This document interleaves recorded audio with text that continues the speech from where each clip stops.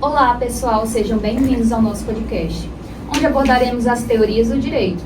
Eu me chamo Maria Fernanda e sou acadêmica do primeiro ano. Então, você já parou para pensar como os juízes decidem o que é justo ou não em um caso? Será que eles seguem apenas a lei escrita ou também pensam em valores como justiça e moral? Eu sou Narciana Cardoso, acadêmica do primeiro ano de Direito pela Unibalsas. E hoje vamos conversar sobre 3 correntes importantes do pensamento jurídico que nos ajudam a entender melhor como o direito é aplicado: justnaturalismo, positivismo e pós-positivismo. Para isso, contamos com a participação de 3 colegas.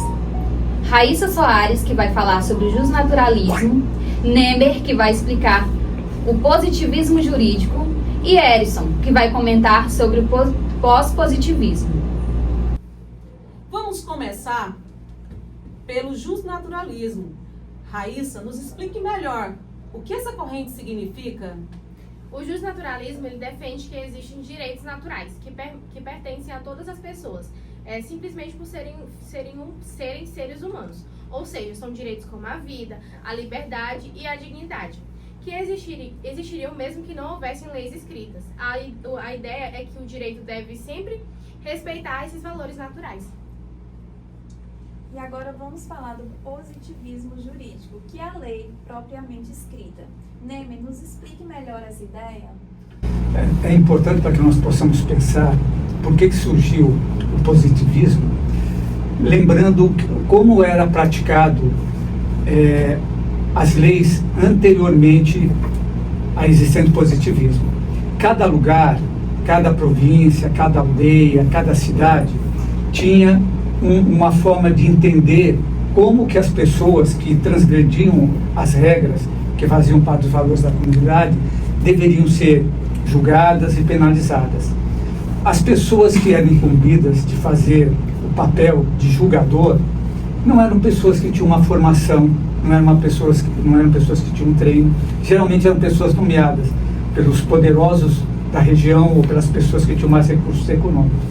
Vocês sabiam que nesse período histórico, as pessoas que julgavam as pessoas que tinham transgredido alguma regra, elas não precisavam explicar no que elas estavam se baseando para poder colocar a pena em uma pessoa. Não havia necessidade de explicar qual era o fundamento que levava o julgador a determinar uma penalidade para as pessoas. Por conta dessa insegurança, por conta de não existir numa região algo que valesse para todo um país, para toda uma região, é que surgiu a necessidade de se pensar no direito que pudesse ser fundamentado em motivos racionais e que esse direito pudesse ser transmitido, pudesse formar julgadores e que fosse algo justo. Então, o positivismo, ele surge dentro dessa necessidade de poder fazer com que o direito seja algo compreensível, algo que seja acima dos costumes e algo que possa garantir para todas as pessoas, de forma equitativa, a justiça. Sou Maria Ângela, acadêmica do curso de Direito do primeiro período. E hoje em dia se fala muito em pós-positivismo. Erison, explica pra gente o que é essa corrente. Então, o pós-positivismo, ele surge para equilibrar essas duas correntes que foi falada anteriormente. Ele entende que a lei são importantes, no entanto, princípios e valores devem ser considerados no momento da aplicação da lei ou da criação. O que isso significa? Isso significa dizer que no pós-positivismo, moral e direito, eles se conectam, andam juntos. Mas como essas ideias aparecem no nosso sistema jurídico? O justnaturalismo aparece principalmente quando falamos em direitos fundamentais, como aqueles garantidos pela Constituição. No positivismo, ele fica evidente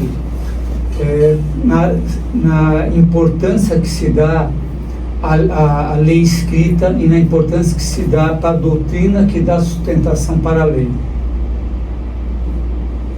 O pós-positivismo ele tem influência nas decisões do STF.